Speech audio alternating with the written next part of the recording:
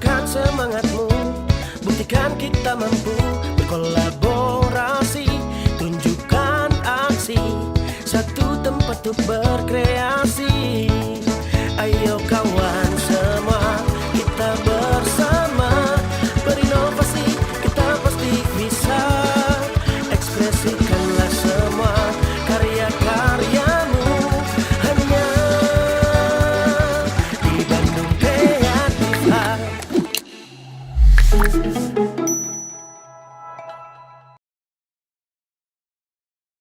Halo Sobat Kreatif, Sampurasun. Balik lagi di Beca Talk bersama saya Rizky Sanjaya. Sobat Kreatif, dalam setiap aspek kehidupan, tentu kita harus memiliki sebuah peningkatan kompetensi. Terlebih dalam situasi meningkatnya teknologi digital seperti saat ini. Peningkatan teknologi digital memaksa para pelaku ekonomi kreatif maupun siapapun untuk terus meningkatkan kompetensinya. Oleh karenanya, banyak para pelaku ekonomi kreatif yang mengikuti kursus dan juga pelatihan yang dibimbing oleh para instruktur berpengalaman. Berbicara tentang instruktur berpengalaman, apa saja sih landasan yang harus dimiliki oleh para instruktur hingga mereka layak dikatakan sebagai seorang instruktur? Nah, untuk lebih jelasnya, berbicara terkait instruktur, kita telah kedatangan salah seorang narasumber yang juga ketua dari HIS PPI Kota Bandung atau Himpunan Seluruh Pendidik dan Penguji Indonesia. Ada Kang Andi Novendi Surya Atmaja telah hadir di Beca Talk kali ini. Kita sapa aja yuk.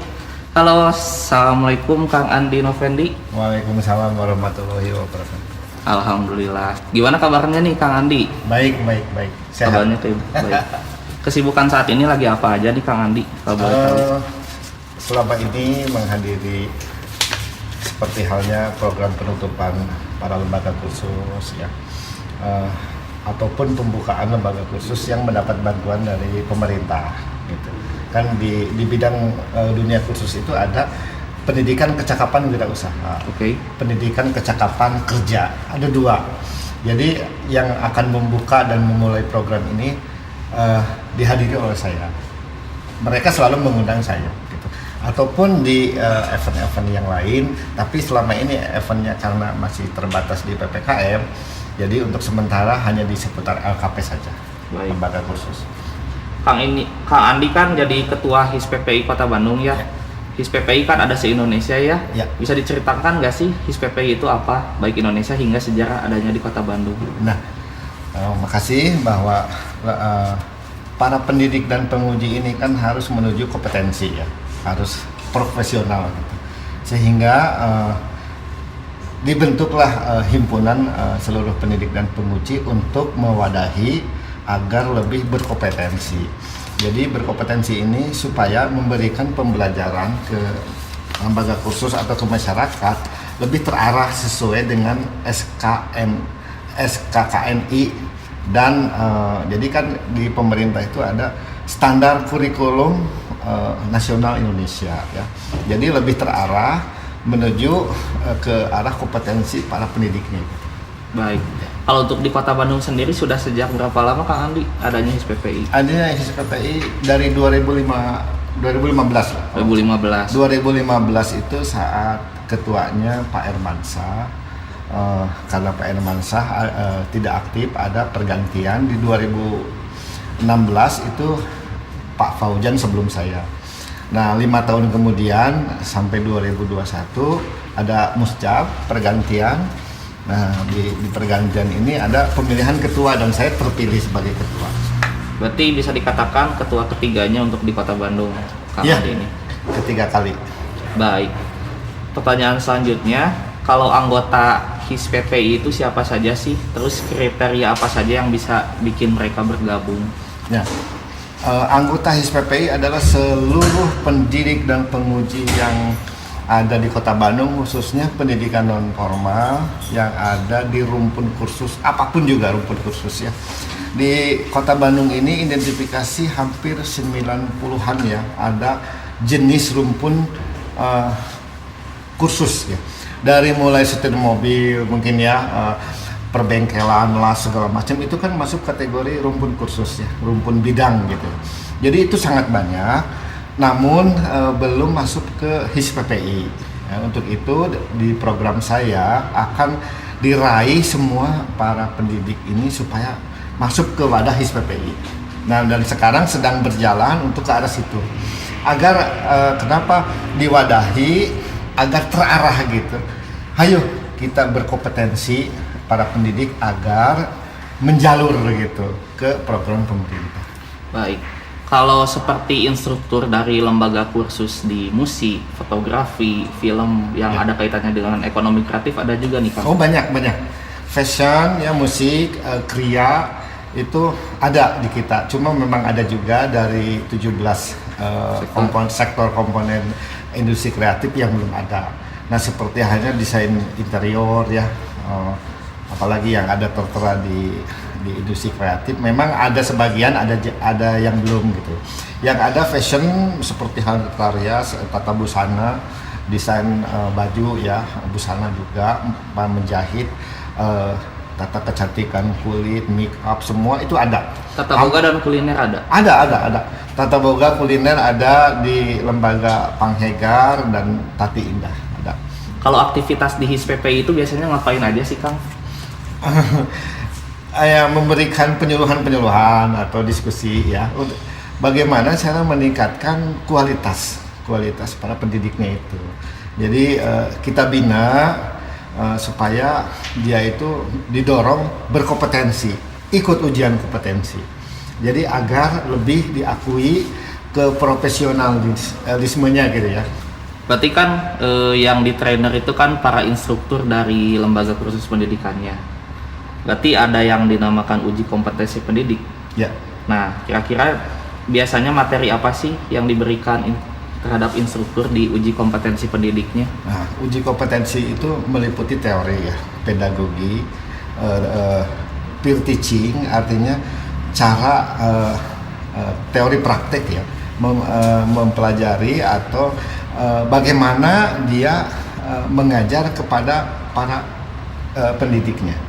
Jadi untuk itu ada teori praktek dan interview.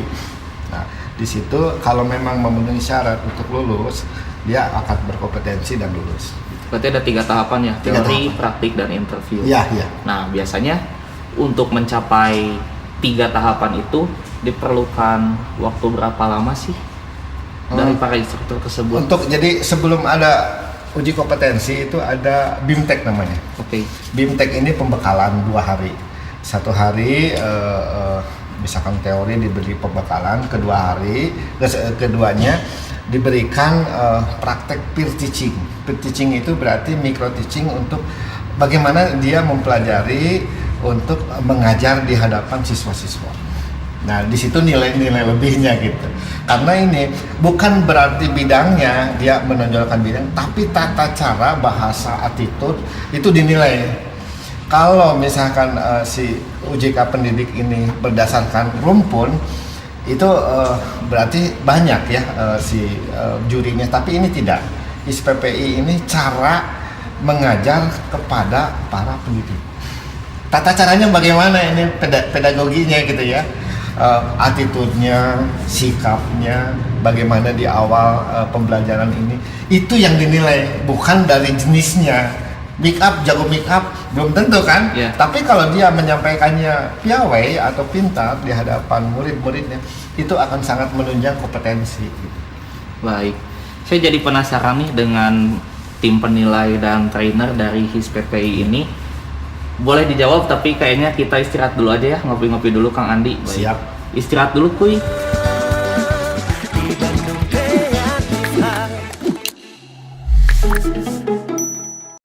Balik lagi di Beca Talk. Nah, sobat kreatif, tadi udah istirahat dulu nih bareng Kang Andi, ya dikit lah merilekskan diri.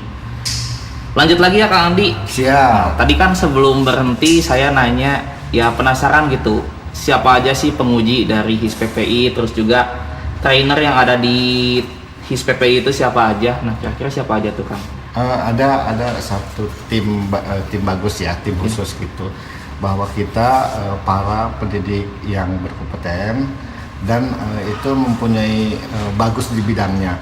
Artinya nanti para tim ini untuk memberikan peningkatan mutu ya terhadap para calon pendidik dengan memberikan diklat, workshop atau seminar-seminar. Ya seperti itu ada timnya yang memang sudah kita bentuk ya. Ada dari seluruh pendidik. Tim khususnya ada gitu ya? Ada. Nah, kalau metode yang dipergunakan untuk meningkatkan mutu pendidik dari para instruktur itu apa aja sih yang dari HISPPI biasanya? Metodenya terutama yang sekarang ini kan bergeser ke literasi digital ya sekarang. Jadi konvensional mendidik kayak seperti dulu kan sudah bergeser sekarang ini. Karena ini literasi digital, jadi kita memberikan workshop pemahaman terhadap anggota untuk beralih gitu menjadi digitalisasi. Seperti halnya gini, sekarang ini sudah nuansanya webinar, seminar melalui Zoom, semua serba itu. Jadi didorong oleh semua itu. Jadi literasi digital secara visual dan semua harus mengikuti tren sekarang, itulah diantaranya. Baik. Jadi cukup mudah untuk menjangkau yang jauh juga ketika dengan literasi digital. Betul. Terkait para peserta nih, para instruktur yang telah ikut uji kompetensi pendidik di HISPPI, mereka itu pada akhirnya mendapatkan output apa sih? Model apakah sertifikasi atau gimana? Ya, jelas kalau sudah ada sertifikat dan dia sudah mengikuti kompetensi, dia ada sebuah keuntungan. Satu, di lembaga kursus yang bersangkutan itu dia memang diakui sebagai tenaga kompeten ya.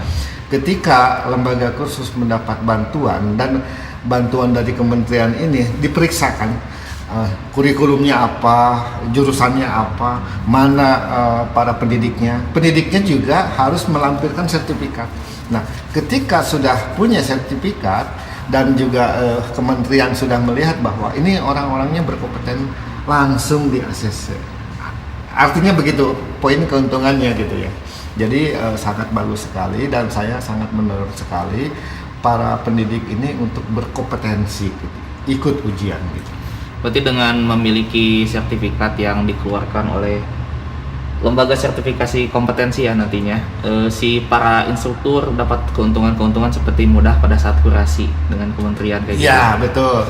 Mau ketika lembaga yang lain membutuhkan seorang pendidik menjahit lah katakanlah gitu, dia katakanlah melamar, dan dia juga persyaratannya harus disertai uji kompetensi. Ya berarti uji kompetensi ini udah memang diakui lah gitu, harus itu. Terkait sertifikasi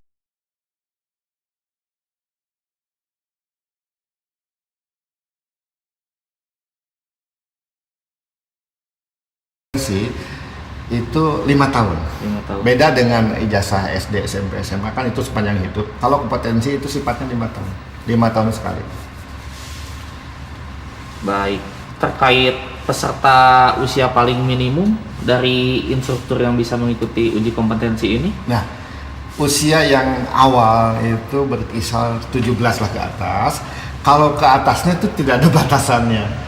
Jadi kadang-kadang orang-orang senior yang katakanlah udah 60 ke atas, jika mereka mampu, monggo silahkan masih mau berkreasi gitu. Jadi tidak ada batas ke atasnya, tapi kalau di bawahnya harus 17 tahun gitu. Kalau yang 13 atau 15 itu belum bisa. Jadi ada batasan usia dan pendidikan SMA kah atau gimana? Mengenai para pendidik ini kan bidang kursus itu tidak ada kriteria harus S1, tidak.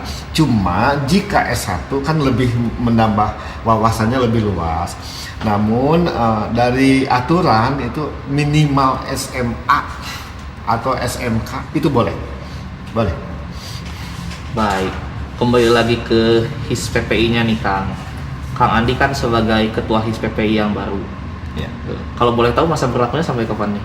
2026 masih jauh. Nah, target dari Kang Andi apa aja nih selaku ketua baru dari HISPPI? Target saya ini ya memang yang jadi sekarang ini ya dekat aja dulu lah ya.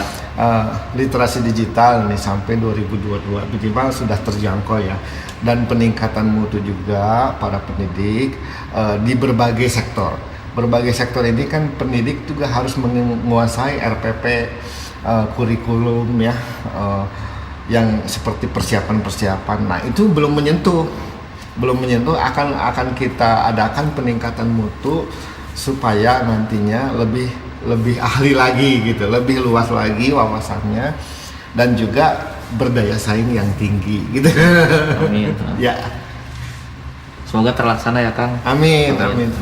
Kalau ini nih, sebelum terakhir nih, siapa aja sih yang bisa kerjasama dengan HIS PPI? Saya melihat ya HIS PPI ini sebuah organisasi yang memang sudah diakui lah dari sejak dulu, karena ini munculnya juga dari kementerian ya, sudah didukung dari pusat Jakarta. Jadi orang semua udah tahu apa itu HIS PPI. Kalau kalangan lembaga kursus tahu, HISPI atau HIS PPI dia pasti tahu. Nah, jadi saya akan berkolaborasi, bekerjasama dengan berbagai instansi ya. Saya akan membuka diri dengan manapun ya, dengan siapapun dan manapun, sejauh kita memang saling menguntungkan lah gitu ya. Karena memang HISPI juga berjalan harus ada dana gitu kan. Betul. Dari segi pemasukan dan apa-apanya kan harus berjalannya ada dana gitu. Jadi maksudnya bolehlah dengan siapapun. Baik. Nah, Kang Andi, untuk sobat sekalian yang sedang menyaksikan BCA Talk edisi kali ini, ada nggak sih pesan yang mau disampaikan ke sobat sekalian? Oh iya, saran saya selalu berkreasi, karena namanya ilmu ini tidak ada batasan usia dan tidak berat dibawa-bawa.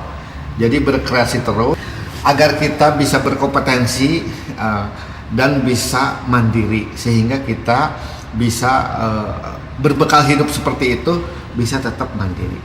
Ya seperti itu aja. Iya, amin. Baik Kang Andi, terima kasih waktunya sudah datang ke BCA Talk edisi kali ini. Amin. Semoga sehat selalu. Amin. Semoga sukses dengan HIS PPI-nya. Amin. Ya. Baik. Sobat kreatif. Nah, ditutup dengan pesan dari Kang Andi. Jadi intinya kita harus selalu belajar untuk meningkatkan kompetensi kita, karena kita tidak tahu ada hal apa yang akan terjadi suatu saat nanti. Jadi persiapkan diri kalian, tingkatkan kompetensi kalian, terus berkarya.